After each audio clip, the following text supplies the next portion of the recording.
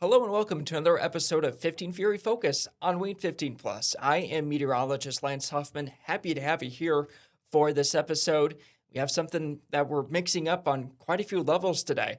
Becca Schumann is not here today. In fact, we actually have someone who I've gotten to be pretty familiar with over these past few weeks and months. It is none other than Wayne 15 weekend evening anchor, Marcus Truccio. Marcus, how are we doing so far? Doing good, Good. doing good. This is my third take of 15 Fury Focus, and we've always had technical difficulties. So I'm hoping that this turns out good, and I'm excited to be here. Yeah, well, don't jinx it. And I would hope you say good because the episode just started. We're going to hope it stays It's good. going really good right now. Uh, Yeah. yeah, and it's not so good out there because it's pretty hot, it's pretty humid. It's certainly manageable, I would say, compared to what it was earlier this month. Oh, yeah. Uh, You could totally feel the difference. You can, walk outside and you could still, minus the smoke that we may see, but you could still breathe and not feel like, your breath was taken away by the humidity. So it's hot, but it's not horrible. right, I don't want to sound like Darth Vader in a couple days because of all the smoke. And Yeah. we're going to talk about that in this episode, that's for sure. Because recently we've been dealing with it up above us. It's going to mix down Hmm. over these next couple of days. It's been recorded on Wednesday, July 15th, so you are likely seeing this after that date. So we'll be talking about all the smoky weather, pretty much what's happening with that. You can probably guess where it's coming from again. Past few years, it's been Canada. It's Canada and a little part of Minnesota this year. But we'll talk about that. We'll talk about the heat. We'll talk about why heat's important. I also have a little bit of a video that we're going to break down, at least show later on in this episode. So you'll want to stay tuned for that. But let's get right into it, Marcus. Well, actually, let me say this. Don't tell us a joke because we won't understand the joke. Yeah. There's a joke, almost a joke. Frankly, that was more of a saying than a joke, but it became a joke because I forgot what it was this past weekend. Red Sky at Night, Sailor's Delight. There And of you course, go. I remember Take it one. now because I didn't have to worry about doing multiple takes of it. But there's this thing to where, like, when you go on air, it's like you recite something so many times, and then when it comes to be the moment of, it completely exits your brain, and you're like, "How did that happen?" Uh, and so, yeah, Yeah, for sure. Especially with pronunciations too. Sometimes you over practice and then you say it. Actually, before we hop in the weather, that happened to me yesterday. If anyone was watching on Tuesday, I did a construction story and I think I had the words in sequence understanding construction season frustrations in a line. And when I was recording it, it took me forever to say it. So that has nothing to do with weather, but I get it. it sounds almost like a tongue twister. Understanding construction season frustrations. There That, you go. that is a mouthful right there, folks. And we're going to be getting a mouthful of smoke over these next couple days, and that's not a good thing. And let's talk about that. Let's 15 Fury focus pretty much topics at this point because we're going to talk about the heat and the smoke. Topic, we'll put a little S at the end of that graphic. Our topics of the day will be the heat and the smoke. This recording on July 15th. This is a Wednesday, so you'll likely be seeing this until the following Thursday, which would be, I believe, July 23rd. 23rd. Okay, hey, we got it. I have something that day, so I know. Ooh, perfect. Let's start off with this heat because it's been pretty pesky over these past few days. It's not been too terrible. In fact, some of the smoke has actually prevented us from getting into the worst heat. In fact, when we get towards this July heat, it's not too uncommon. In fact, the 90-degree temperature we saw for yesterday, July 14th, was only 6 degrees above the average high temperature, which is 84 degrees, since that was a high temperature of 90 degrees for Tuesday. And over the past 7 days, our high temperatures, they've been in the 80s to near 90, so certainly nothing too shabby at all. Our lowest one has been 82 degrees Saturday. That was a pretty nice day. We're actually going to see the return of some 80s eventually, because we're not going to stick into this 90s pattern forever. And sorry to put you on the spot, Lance, today, Wednesday, July 15th. Do you know how hot we've gotten today so far? How hot we've gotten today, I think, was at least 91 degrees. Okay. Which, again, was a little cooler than thought because of the little bit of haze we got going on. Okay, yeah.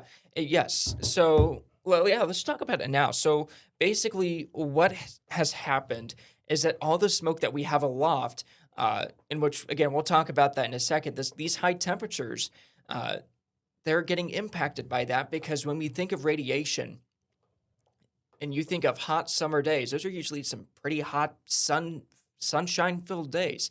It's because we see all of that sunlight come down on Earth's surface and pretty much heat up the ground, heats up the air with it. And because of that, it can get those really high temperatures. But in this case, we have a little bit of what we call scattering in the atmosphere. We see all of this light energy. It kind of bounced around a little bit. So it's losing energy, this little bit of energy, not much, because we're still gotten to the 90s today, but it's losing a little bit of that extra energy, kind of trying to avoid these light particles are bouncing around all of this smoke in the atmosphere. So by the time it reaches the ground, the energy that's accumulated with it is not as high. Because of that, our high temperatures, thankfully, not as hot because of that, I would say. Let's take a look at satellite because we're going to look at the Wednesday evening satellite that we have going on. And I've turned on the water vapor satellite. And you'll see on our satellite some pretty interesting features. There is a weather system in parts of the Midwest that has some of that rain, but there aren't too many clouds associated with it. You can see some of the bright whites. Those are the clouds. But some of the haze that you see over Fort Wayne as you go through Wednesday morning, that is smoke. That's the smoke that's lofted up in our atmosphere. All that brown to our southwest, that's drier air, so we're not worried about that. What we want to look at is the gray quote air that's flowing across the Midwest, the Great Lakes. A lot of that is smoke because that smoke is actually from those wildfires in Canada, and you can see how this smoke is, or these what could be what many people would think would be these clouds, but that's wildfire smoke. You can see it burning off of those wildfires on the visible satellite imagery. This is a high definition one for the contiguous United States, so it's cutting off at a certain point. But you can see those wildfires in Canada. And it looks like, thankfully, where there were some wildfires right at the Minnesota and Ontario border, some of that might have been tampered with by some of the rain that was there earlier during the day on Wednesday. So hopefully there are not too many wildfire concerns after that. But you can see the motion of this smoke is following towards the southeast, and it's following this general weather pattern that's currently in place with a high pressure over parts of the western Midwest.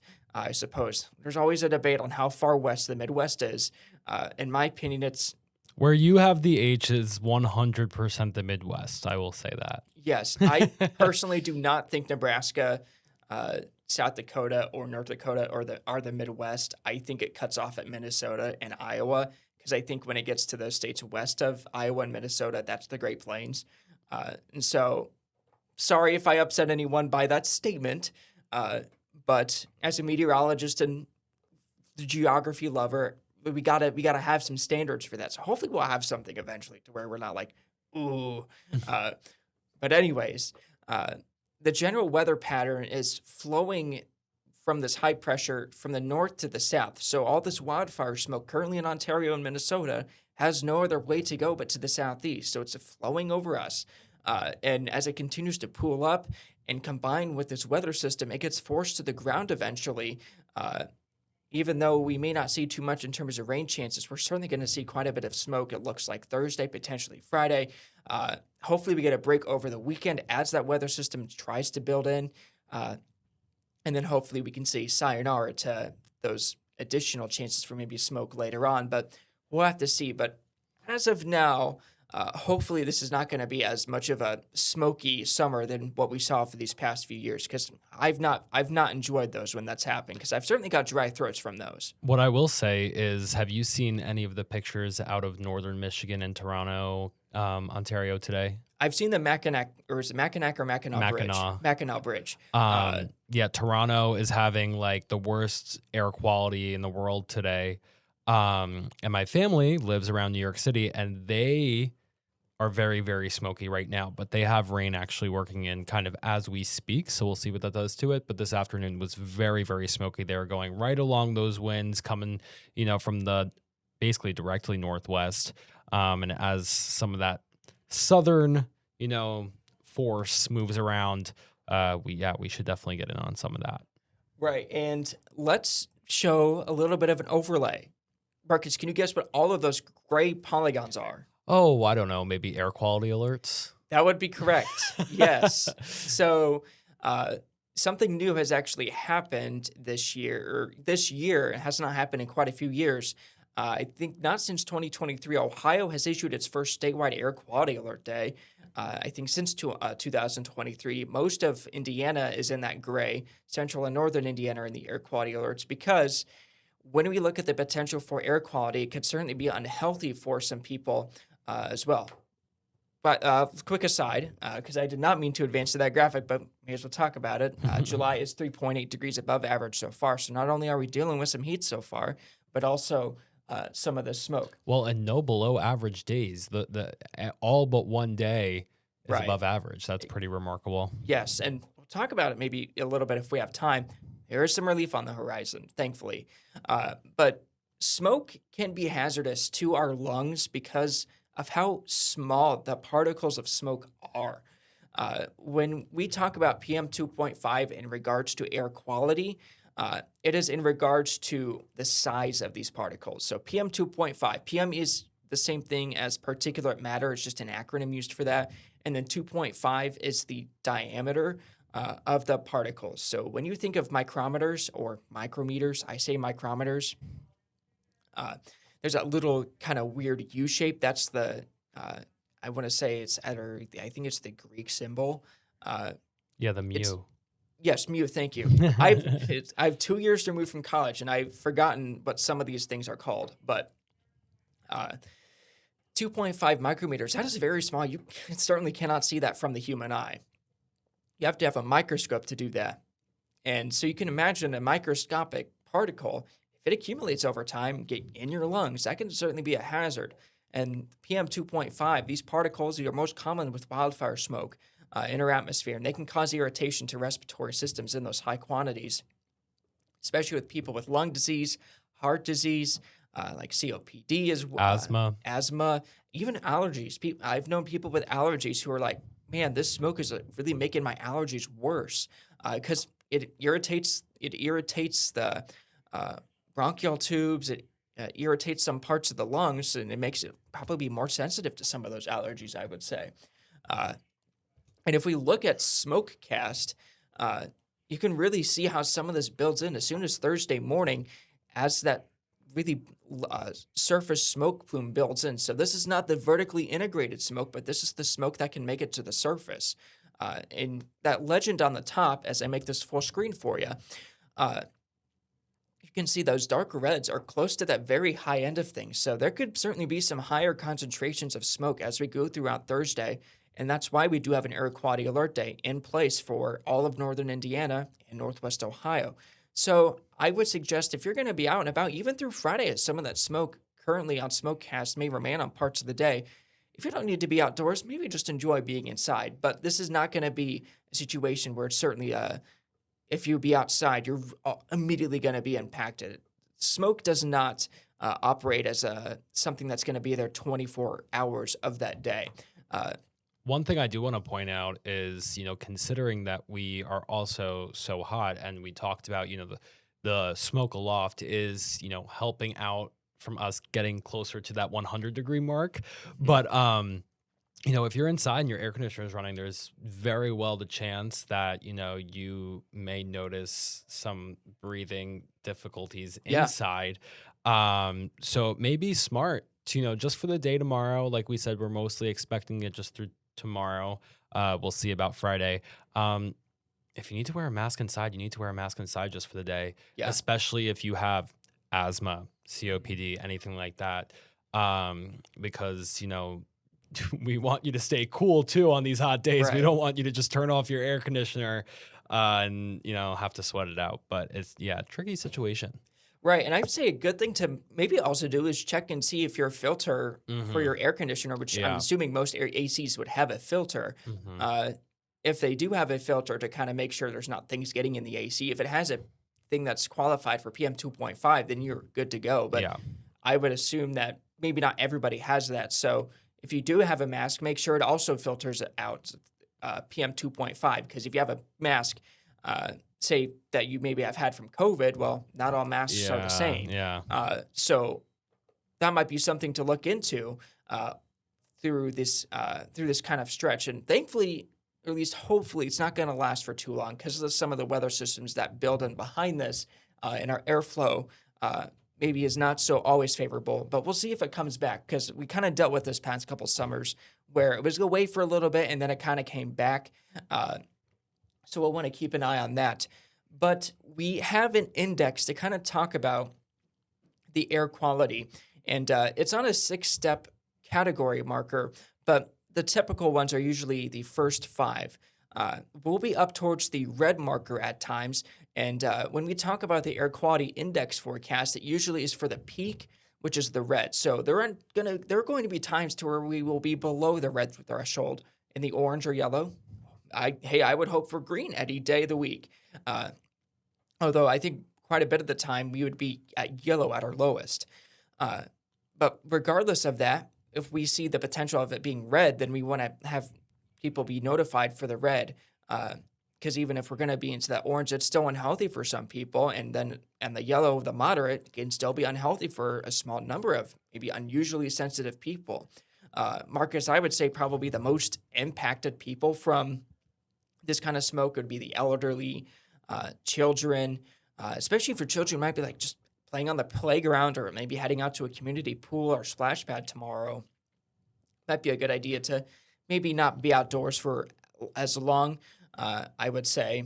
Yeah, one thing I think it's important to note, just because the text is a little smaller, that red category unhealthy, it says everyone should limit their time outdoors, especially if you're starting to feel it. If you're feeling something and you feel, you're laboring more to breathe, it's probably because of the smoke, and you might not have a pre-existing condition, but you just got to do what your body's telling you to do. So definitely limit your time outside. And if you are in one of those more sensitive groups, maybe just stick it out inside just for the day. It's going to be hot anyway. So Right. And a scratchy throat can actually happen pretty quickly from the smoke too. Yeah. So it's like, if you're already getting the scratchy throat, might just be a good idea to head back to your car, head home from wherever you are, or head to maybe some places that have some great high definition ACs. We're going to go with that. I know exactly what you mean. I like some high definition AC.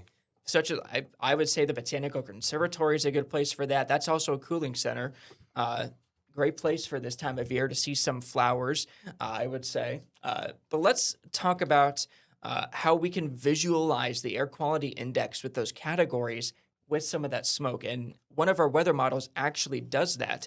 So the air quality index, you can see with this model, as soon as we get towards Thursday morning, it can actually already be unhealthy for some sensitive groups. And points throughout it, because with us getting to as high as the unhealthy mark, you can see it at some points during the day. We could certainly reach that threshold where it gets very dense at times. Again, think back to 2024 and 2025, some of those smoky summers that we've seen recently, where it gets really hazy in the distance, where you may think it's not that bad, but we certainly reach the red categories on those days.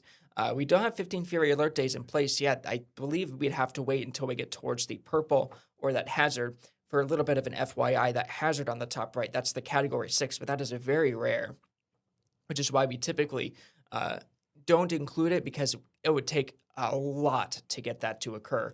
I don't know if it happened here because I actually wasn't here yet, but in 2023, New York City reached hazardous by a mile. I think they had, in the high 400s as far as air quality index. And that was also because of wildfire smoke from Canada. But yeah.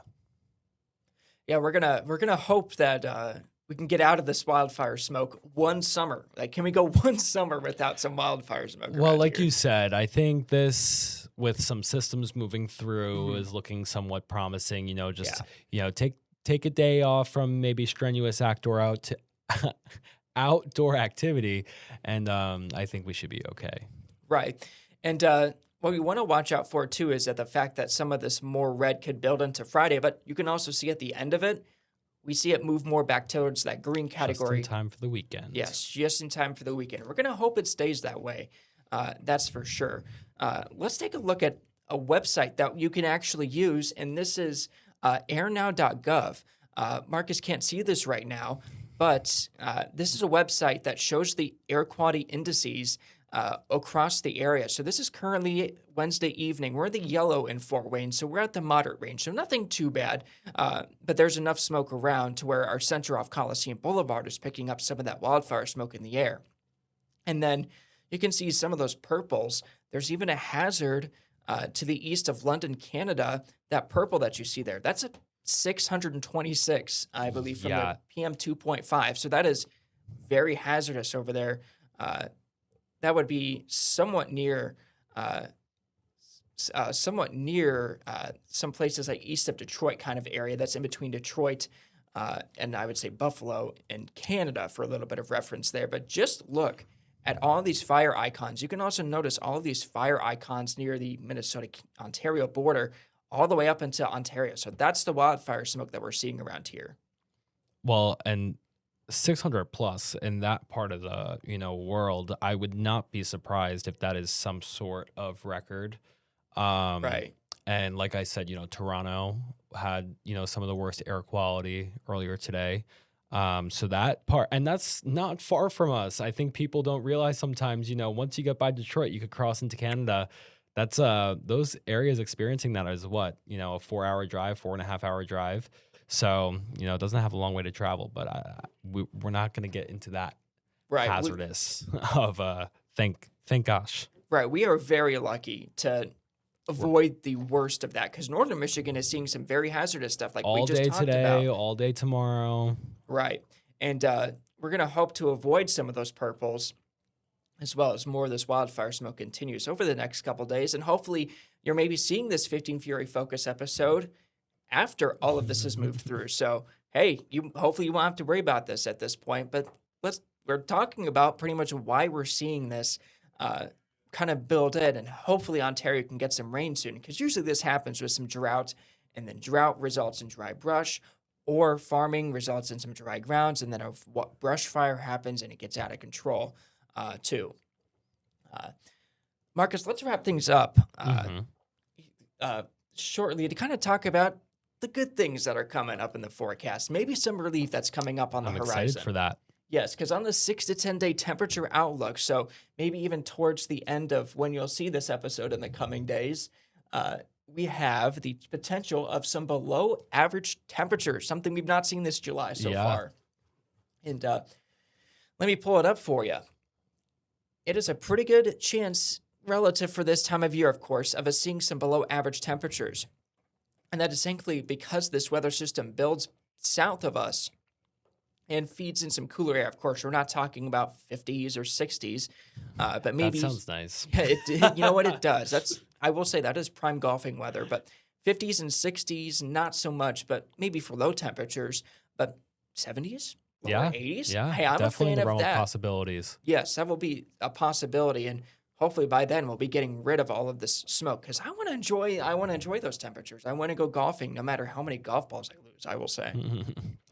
But we're going to play a video clip about this heat right now because one of the biggest things we want to emphasize to people is a look before you look. That's always been a big campaign from the government because there's always been some vehicle deaths related to people leaving, whether it's kids or animals, unattended in vehicles. And so this clip will be playing for you right now. All right, so now I'm outside of the Wayne 15 studios. I'm in the Wayne 15 parking lot, and this is actually one of our units that we use for reporting, whether it's for breaking news or just standard reporting. This is often one of the vehicles that you might find us in. This thing has been outside all day, so as you can imagine, for this Wednesday afternoon, once again, we're expected to be into the 90s, even with some of the wildfire smoke above us. It's going to be pretty hot. We have the sunlight still trying to beat down through some of that wildfire smoke up above us. But it certainly gets pretty hot in these vehicles. In a little bit of a shaded part of this unit that we call, I actually have a thermometer in a shaded area that's mainly just measuring the air temperatures and not getting a reading from the sunlight itself, which would raise that temperature a little bit.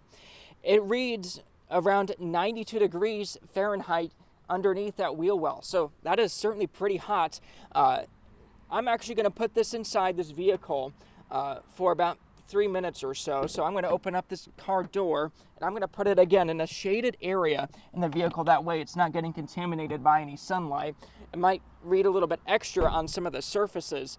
But the point that I want to bring up here is that it's not a safe thing to leave unattended people in vehicles, especially kids and animals.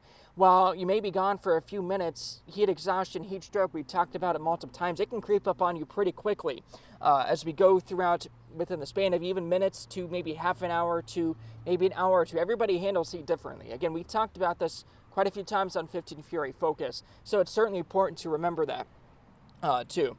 Now, even with this wildfire smoke, again, with these temperatures in the 90s, it is still a little humid enough to where some of our heat indices will be into the hundreds at times. So it's a pretty good idea to stay hydrated, stay cool. But when we talk about vehicles, it is actually illegal to leave kids or animals unattended in a vehicle in a distressing situation. So, example, high heat, such as Wednesday and throughout much of this work week that this is being recorded in for 15 Fury Focus, it's certainly not recommended at all to leave anyone unattended in a vehicle, whether that's an adult, a kid, or a pet, to do that.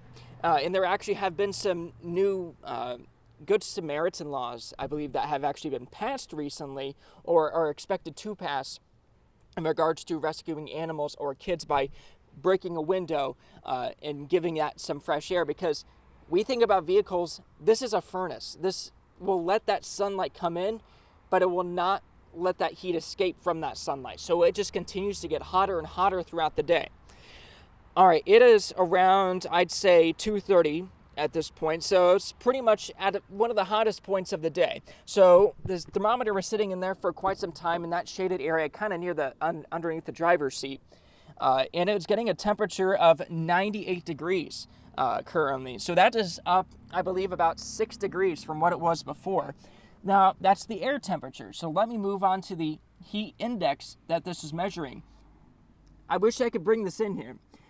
It feels like 123 in this car. That is certainly very dangerous. So again, that brings back the point of the dangers of high heat and high humidity when we deal with vehicles. So keep that in mind.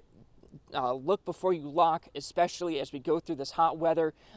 Even on days with the 80s, it can certainly get pretty hot in some of these vehicles too. All right, let's head back into the studio. So here's a graphic to kind of coordinate what I was talking about earlier. It can accumulate very rapidly. Again, with only in those couple of minutes that I was in that video talking to you folks about this, we can go from, say, 70 degrees as the outdoor temperature to seeing those temperatures rise very quickly. 90 degrees can be the temperature inside the car after 10 minutes in 70-degree weather. So you can imagine how when we get to, say, even 80-degree weather, 123 degrees possible. And 90, where we're more like where we are today. Yes, and so let's look at 90 degrees, the one that we really want to focus on before we wrap things up.